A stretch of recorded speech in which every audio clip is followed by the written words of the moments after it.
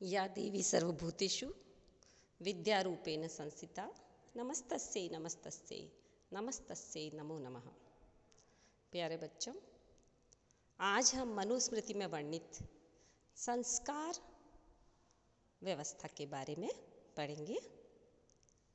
मनुस्मृति में 16 संस्कारों का पूर्णतया विवेचन तो नहीं किया गया है, किंतु मनु ने संस्कारित व्यक्ति का ही शास्त्र में अधिकार होने का कथन किया है। अर्थात जिस व्यक्ति ने संस्कारों का आधान नहीं किया है वो व्यक्ति वेदों में पारंगत नहीं हो सकता।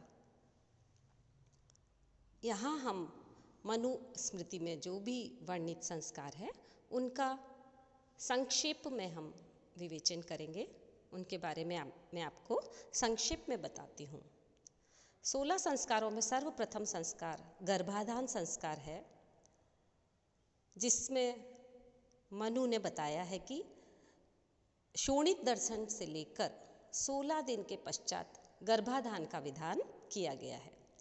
और इसमें भी जो प्रथम 4 रात्रियां होती है, एकादशी और त्रयोदशी को संभोग हेतु त्याज्य माना है और पुत्र की प्राप्ति के लिए और कन्या की प्राप्ति के लिए भिन्न भिन्न रात्रियों का कथन किया है मनु ने अपने तृतीय अध्याय में।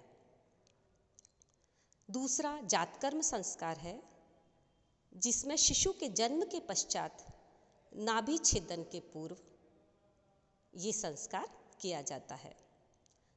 पिता सोने की शलाका से अर्थात सोने की सलाई से अपने पुत्र को मंत्र उच्चारण पूर्वक मधु मिश्रित घी का सेवन कराता है, चटाता है और साथ ही उसकी जिह्वा पर ओम भी लिखता है।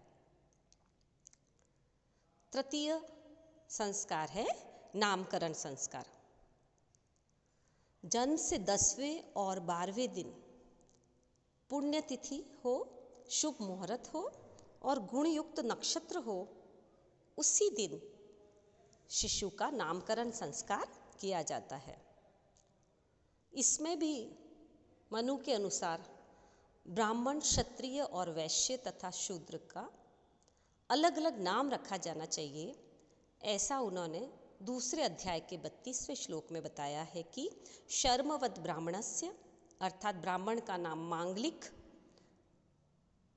स्याद राज्ञः रक्षा समन्वितम, क्षत्रिय का बलयुक्त नाम हो, वैश्यस्य पुष्टि संयुक्तम वैश्य का धनयुक्त नाम हो और शूद्रस्य प्रेष्य संयुक्तम और शूद्र व्यक्ति का नाम निंदा सूचक होना चाहिए। चौथा संस्कार है निष्क्रमण संस्कार। बालक जब चतुर्थ मास में घर से बाहर ले जाते हैं तब उसको इस संस्कार में सूर्य दर्शन कराते हैं और उसी वक्त वह बालक प्रकृति के संपर्क में आता है। अर्थात चतुर्थे मासी कर्तव्य शिशोः निष्क्रमणम गृहात्। पांचवा अन्नप्राशन संस्कार। मनु के अनुसार अन्नप्राशन संस्कार जन्म के 6ठे मास में संपन्न किया जाता है, अथवा यदि कुल की जो भी परंपरा रही हो या सुविधा की दृष्टि से समय में परिवर्तन भी किया जा सकता है। छठा संस्कार है चूड़ा कर्म संस्कार अर्थात शिखा बंधन। इसमें भी ब्राह्मणों का, क्षत्रिय का अलग अलग समय में चूड़ा कर्म संस्कार किया जाता है।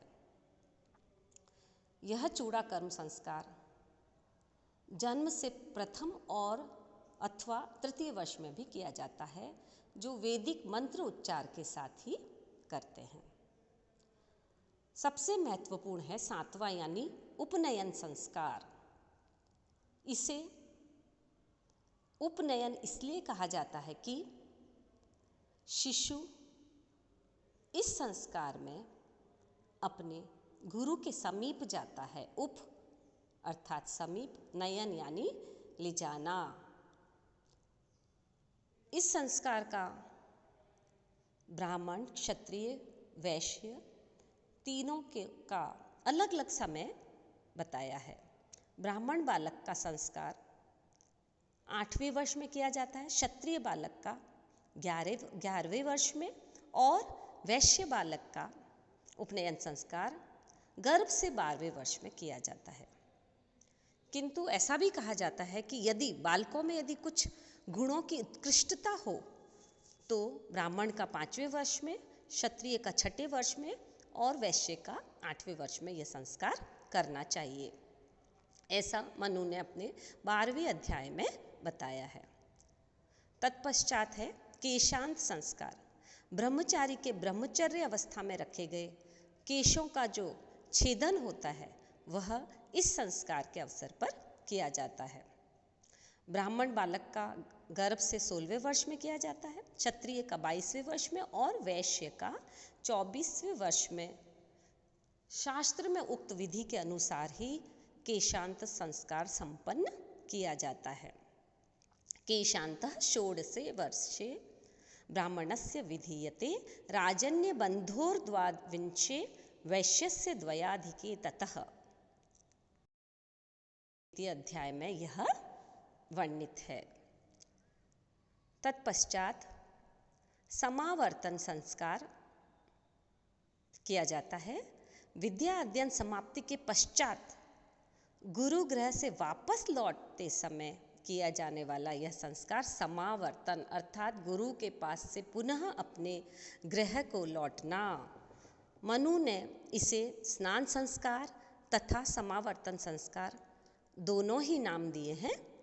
इस संस्कार के बाद ब्रह्मचारी का विवाह किया जाता है।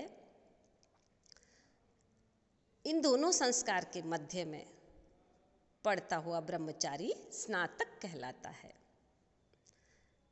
तीसरे अध्याय में इसका वर्णन किया है। 10वां संस्कार है जो आज भी प्रचलित है। मुख्यतया इन 16 संस्कारों में से 2-3 संस्कार ही वर्तमान में प्रचलित है, जिसमें से विवाह संस्कार एक महत्वपूर्ण संस्कार है। समावर्तन संस्कार के पश्चात विवाह संस्कार का विधान किया गया है। महर्षि मनु ने इसे आयु के दूसरे भाग में करने का कथन किया है, क्योंकि 100 वर्ष की आयु मनुष्य की मानी गई। अतः इस संस्कार के समय व्यक्ति की आयु 25 वर्ष के बाद की मानी गई है। और कैसी कन्याओं विवाह हेतु योग्य होती है यह भी मनु ने तृतीय अध्याय में बताया है। तत्पश्चात अंत्येष्टि संस्कार की विवेचना मनु ने की है, जो वर्तमान में भी होता है। यह संस्कार कि मृत्यु के पश्चात मृत शरीर का संस्कार ही अंत्येष्टि संस्कार कहलाता है। मृत शरीर को स्नान कराकर पिंडदान आदि उसके बाद इन क्रियाओं को संपन्न की जाती है। पृथक पृथक विवेचन है मनुस्मृति में ही कि यह संस्कार किस प्रकार से कराया जाए। इस प्रकार मनुस्मृति में इन संस्कारों का विवेचन द्वितीय अध्याय में विस्तृत रूप से किया गया है।